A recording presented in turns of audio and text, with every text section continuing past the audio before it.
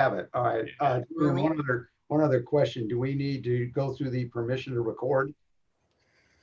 This is just streamed to YouTube, so I'm not recording. I mean, it'll be kind of saved. Okay. Andy.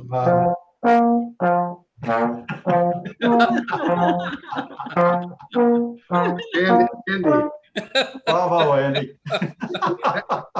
And by the way, Andy, you are live on YouTube. Good. All the way from COVID land. It's all right. So we'll call this meeting to order. For those of you out in listening land, welcome. We have with us tonight myself, Terrence Lomax as chair. We have Mr. Rick Frankie, a board member. We have Mr. Andrew Fagley, a board member. We have Mr. Duncan Hood, a board member. We have Ms. Debbie Goslin, a board member.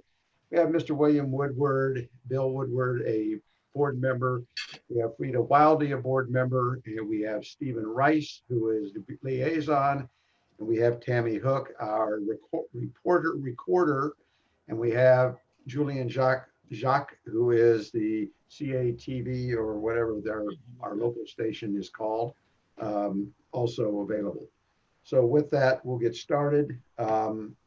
Pursuant to the agenda, the first item on the agenda is the approval of minutes from the June meeting. So everybody got a copy of the minutes. I think Frida, thank you, Frida, for adding the comment about the speed limit. And I will ask if anybody else has any questions or changes. Hearing none, is there a motion to approve the minutes? let's do it. That would be Mr. Duncan Hood. Have moved to approve the minutes. Is there a second? Second.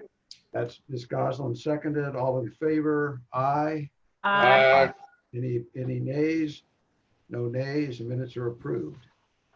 Then just going right down the list, Mr. Frankie, any update from the county MIAB? Nope, they're on their, we're on our summer break, so no meeting this month, and probably, I don't think there's a meeting in August either. Okay. Mr. Rice, any economic development update other than the fact that we are in a COVID reopening, et cetera? You could probably spend an hour telling us about it. Yeah, but I don't want to waste your time. I will just share that the City Small Business Recovery Task Force has completed its report.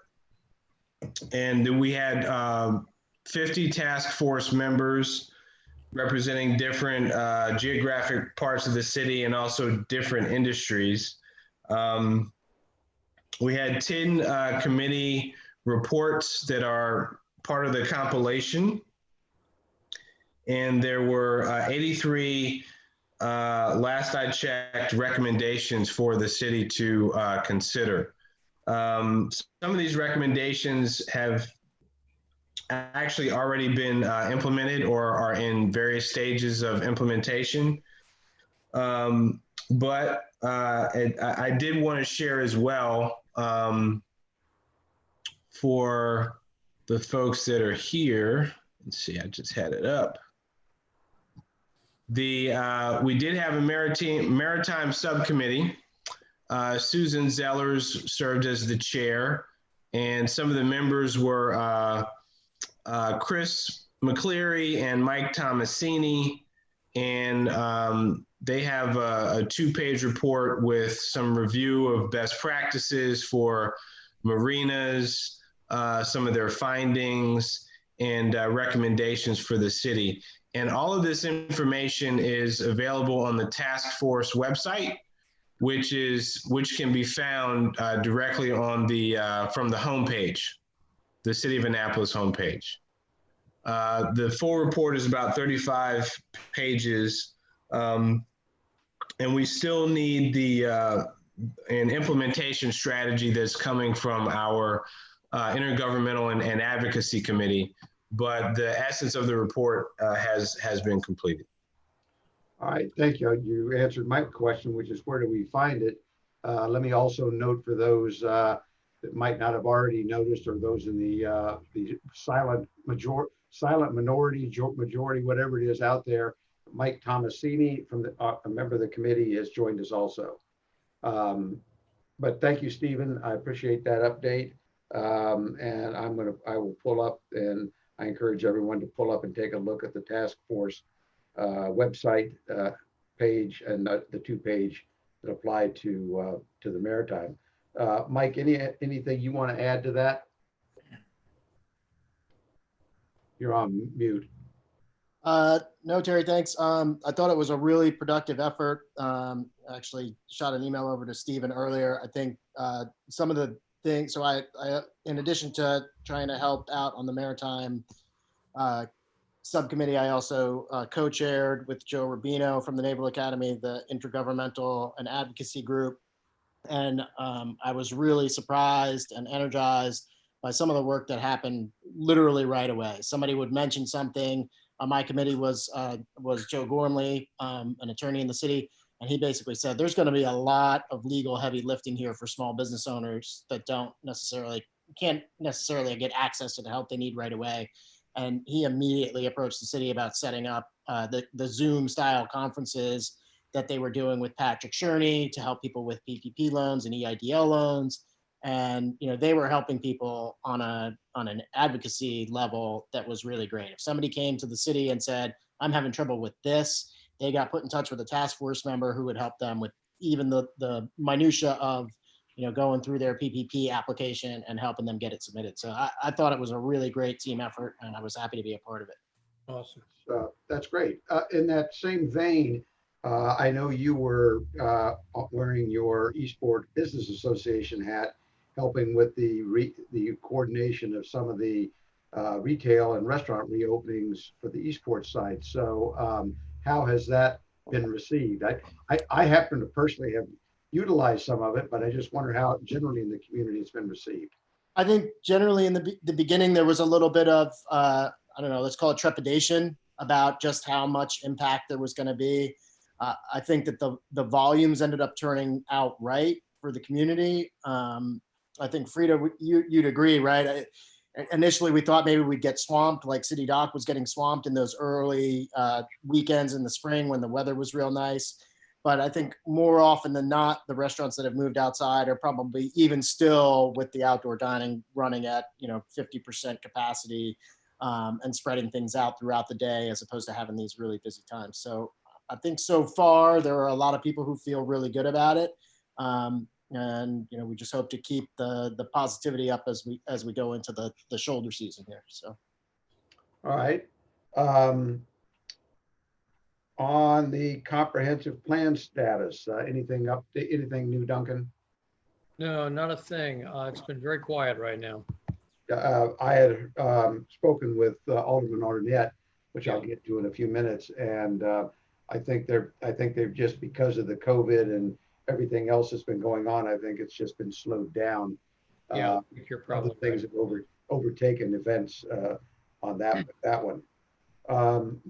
The City Dock Action Committee has somewhat wrapped into some of the ideas that the Maritime Task Force, the Maritime Group and the Task Force, they've sort of morphed into a sort of a combination with them.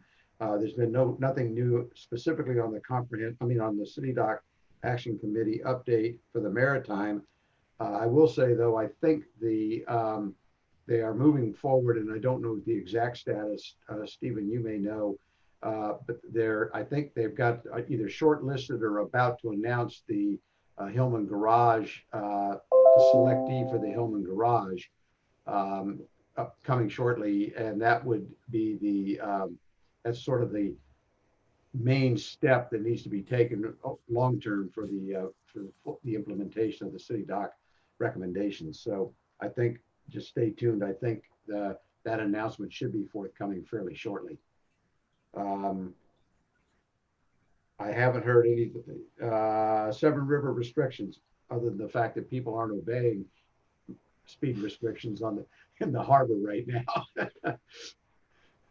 Anything new on that, Mike?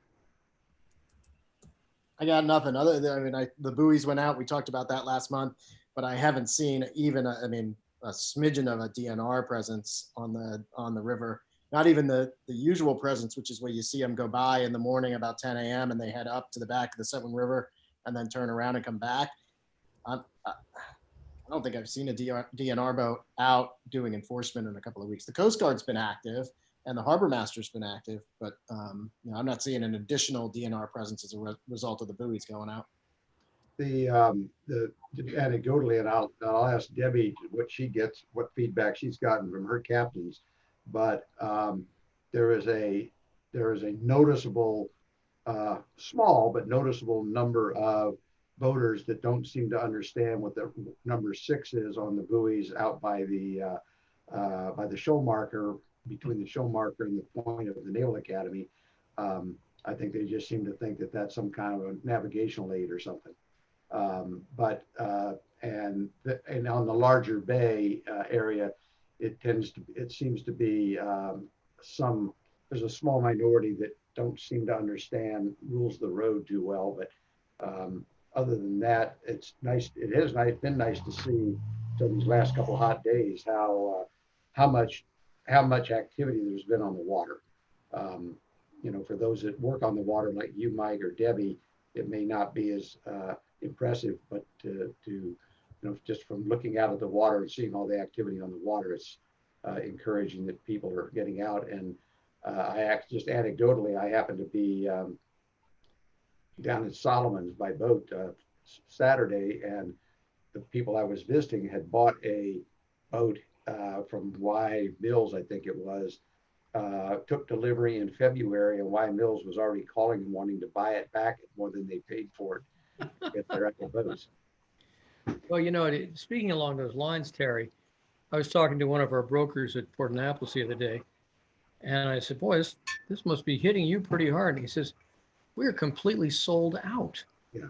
Mhm. Completely sold out. He said the same thing's true over at Deep Creek, that area. Anyway, yeah. So it's crazy. I drive by Foster boat sales all the time here in Edgewater. Usually they got tons of boats up there. Got like 3. Go figure. Well, and West Marine was down to 2 paddle boards a couple of weeks ago. Now maybe we've gotten more in. But, and the number of people that are 9 and 10 abreast on Spa Creek on a Saturday morning is challenging when you're trying to get out of the creek. But I'm sure, Debbie, you've got some thoughts about that. Yeah, it's been busy. Ego Alley has been really busy.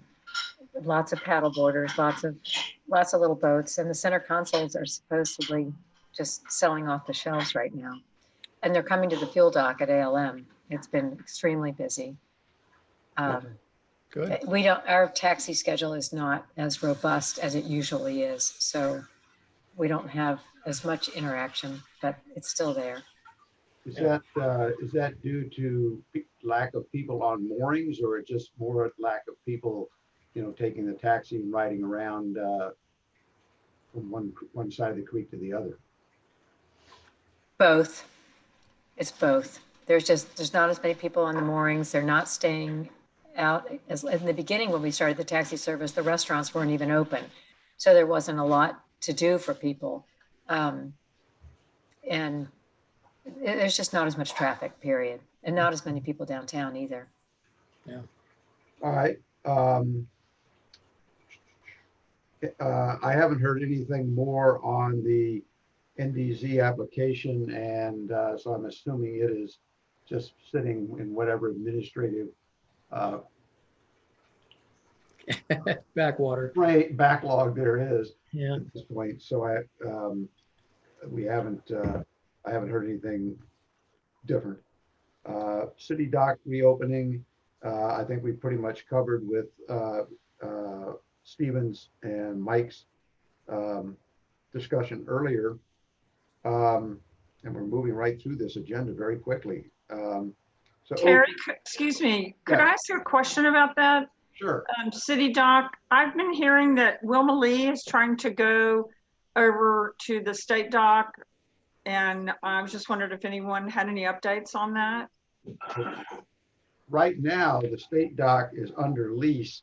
I believe it's still under lease to the Annapolis Waterfront, whatever they call, what were they called? Annapolis Waterfront and Sailing Center.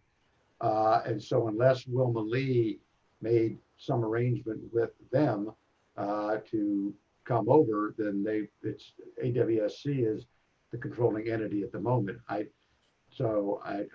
short answer is no, I don't know anything about it, other than I don't think the status of the lease with AWSC has changed yet. Is that still Lee Tawney over there? Yes, I mean, he's the The guy. day-to-day director or whatever his title. I don't know what his title is, but day-to-day director. All right. So that I don't think that's changed. I don't know what activities they've had there, and I haven't seen anything about too many visiting yachts coming in yet. But that may be COVID related, or it may be seasonal, or whatever. Back on the issue about people getting out on the water, I did talk to somebody who runs small charter fishing, and he is booked through September. Wow. The Yeah. fishing boats are coming in to fuel like all the time. Yeah. They're really busy right now. Yeah.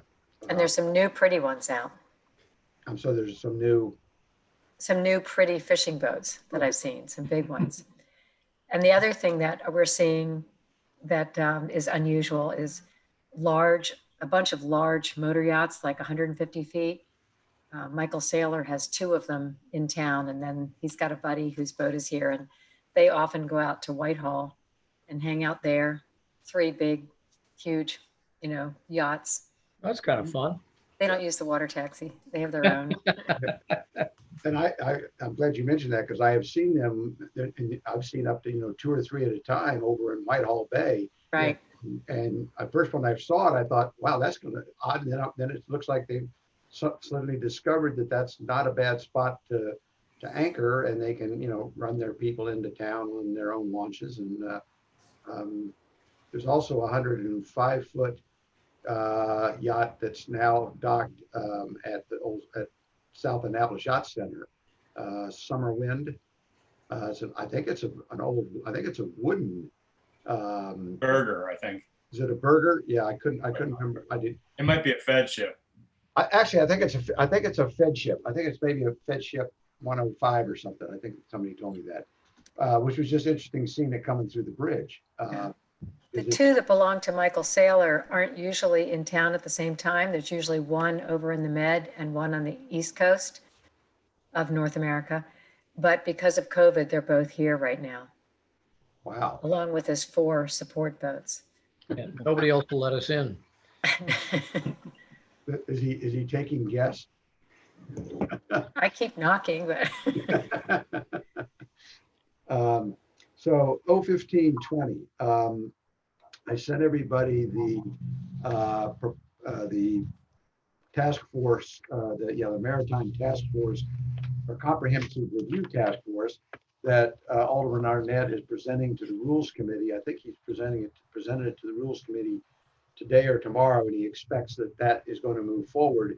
He also sent an email, copied me on an email that he sent to the Office of Law, confirming that his intention to withdraw 01520 as it currently exists, in part because the Office of Law thinks has opined that it would not help Annapolis City Marina in the first place, and that and for some of the other reasons that we raised in terms of issues with it as written, and that he is now, I don't know what that process is. I think he's notified the Office of Law of his intent to withdraw it, and I guess it's up to the Office of Law or the next council meeting to have it withdrawn.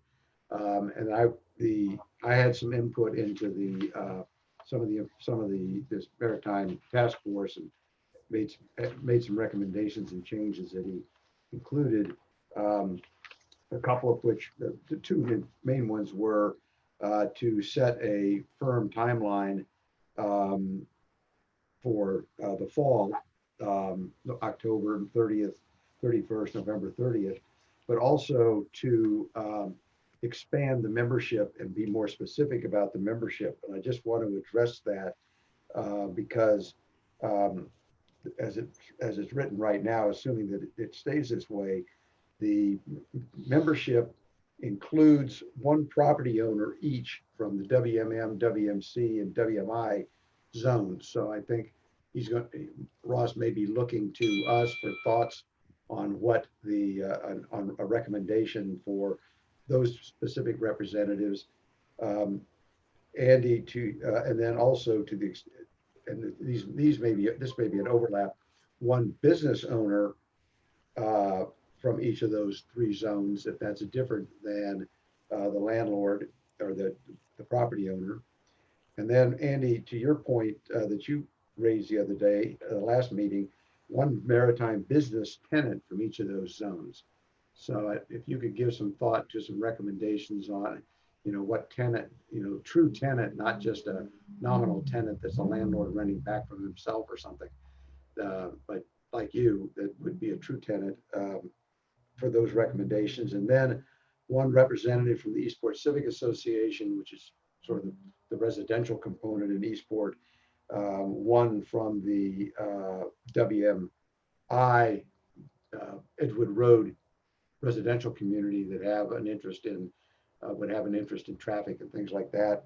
And then Stephen, I think he suggested that you be the liaison from the Department of Planning and Zoning, and somebody from MIT staff to assist in virtual meetings, somebody from the city council assistant, and one representative from this board.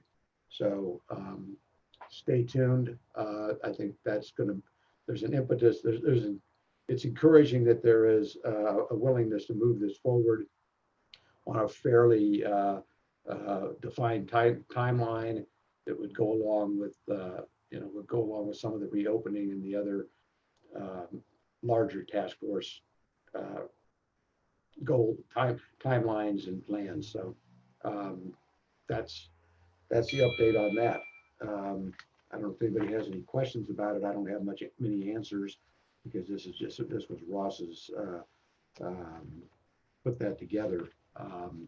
So that's that issue. In reverse order on the new business, I sent everybody this article from Trade One today. Trade One today from Soundings. Scott Allen had sent it to me and just inquired as to whether or not it was something that the city of Annapolis might be interested in. And the gist of it is that there was that Towboat US, the town of Beaufort, and the Boat US Foundation for Boating Safety and Clean Waters worked together to get funding to remove basically derelict boats from the Beaufort waterways. And as Scott and I both discussed, I don't think we have that kind of a problem where we need necessarily funds to be able to come in and dredge up, haul out, haul away, and cut up and dispose of boats. But I did send a copy to Beth, and that was what Tyler was going to address this evening, as to whether or not there was anything that the city might want to follow up with if there was some funding available. But again, unless, the last I seem to recall of sort of derelict boats that were totally abandoned was over in the cove there on Back Creek by Ellen Moyer Park. I think there was one for some period of time. And that was about it. I don't think there was much else that's ever caught my eye in the city waterways, at least. Yeah, I think you're right. So that was just an informational thing. If the harbor master wants to follow up with it, she's got the information. And last but not least, absent somebody having a real qualms about not meeting in August, we won't meet in August. Okay. Movie. And I hope that perhaps by by September, when we meet, we will be back in an in-person meeting. We'll see if We'll see. everybody stays away from the beach and out of the bars without masks, and so Oh, what a crazy time. it is definitely that. Yes, sir, Mr. Thomasini. Terry, I did want to share one thing, and maybe Debbie can help out too. So I did have a back and forth with Beth last week, not this past weekend, but the weekend before. It looked like a young adult had gone swimming off of City Dock at the end of Susan Campbell Park by the charter dock. An employee from Watermark was helping them find the ladder to, was it you, Debbie, to rescue themselves? And I was very surprised just how long a swim it was, seeing as how every other marina and marine facility has to have a ladder every 50 feet, that the entire front length and side length of Susan Campbell Park does not have a rescue ladder until you get all the way back into that corner. You know, Mike, I noticed the same thing last year. I saw somebody fall in and they were rescued by a dinghy because there was no ladder around. And then in addition, the ladder is in the corner closest to, what used to be Buddy's Crabs and Ribs and Phillips, and now Latitude 48. And there was a catamaran dock there over this past weekend. And if you were in the water, there's no way you were going to find that ladder. So I did send an email to Beth, basically bringing it to her attention. I thought it was something that she needed to address, and she jumped right on it and said that she was going to order some ladders from West Marine or somebody else as quickly as she could and try and have them installed. But I think it might be a good idea to just look at other city-owned properties on the water where there's not a ladder for people to get themselves out. It just completely caught me by surprise. Yeah. I was surprised too. And as much as I've been down there, I've never seen anybody swimming there. I've seen people swimming in Eagle Alley, but he did not fall in. He was there purposely. He went in for a swim. Yeah. And he told me that he does this all the time. And I said, do you know how you're going to get out? And he said, oh yeah, there's a ladder around the corner. And I was urging him on because I didn't want him to get run over. Yeah. He was not a real smart guy. Yeah, and there used to be a ladder at the corner, right at the very end, coming up, but it's not there now. No, it's not. Yeah, I was surprised it was as far as it was too. Are Good there- idea. Yeah, so to that same point though, are there any type of throwables, which obviously would be a nuisance, because I can see every Saturday night some drunk would kind of throw one in the water or put it around his waist and jump in. There are some there. Okay, I think there's 2 down at the end. okay. And then Are they locked so they can't be taken? No, I don't think they're locked. So they might be empty. I haven't looked in the containers lately. and then the second thing we talked about was apparently the city's gotten another, I think it's a federal grant to help upgrade the a few street end parks, and it's a pretty sizable grant. Really? And the list that was in the paper of street end parks that were getting something, there were, I think it was 3 downtown, or 3 in the historic district, and 1 in Eastport, which is the one at the end, the Mears end of 6th Street. It was listed in the paper as 3rd Street, but I think it's the Mears end of 6th Street. They're going to put a floating dock in there and repair that one, which is in pretty bad shape. But I think it's something that we should definitely keep an eye on, especially since we're taking federal grant money, and we know the sticky points with doing that, and make sure that we have it right when we put them in. There's also a push for some improvements in what's called Hawkins Cove, Yep. which is on the upper Spa Creek side, on the Eastport side, upper Spa Creek. And it basically comes off of, I think, Madison, maybe off of Madison, or one of the streets up in that part of Eastport. Madison and Boucher back. Yeah. That there's some push, and that's one I had not been attuned to. I think I was aware of almost all the other 27 or 28, and there's a lot of them in the city. When you actually get down to it, the water access, it's not as dire as perhaps some people might think it might be, but some of the access is either not as accessible, like you say at the end of 6th Street, or are somewhat more obscure, like the little path down from Bill Jones Alley and a couple others that are sort of, the residents on either side would prefer that they not be noticed that it's public access. But Correct. that's I think good. right. I think the owners like to encroach on that property and pretend that it doesn't exist. Well, that particular piece, they used to have a bench there that you could go down and sit on, and that bench has now disappeared. But I know people that still routinely walk their dogs down there to make sure that it doesn't get that overgrown, but it's the path is narrower than I think the right of way is. All right, then if there's nothing else, I will entertain a motion to adjourn, and I think I will note that this is probably one of the quickest meetings we've had. I completely feel entertained. I will entertain that motion. Any seconds? I'll second it. Mr. Woodward, thank you. All in favor? Aye.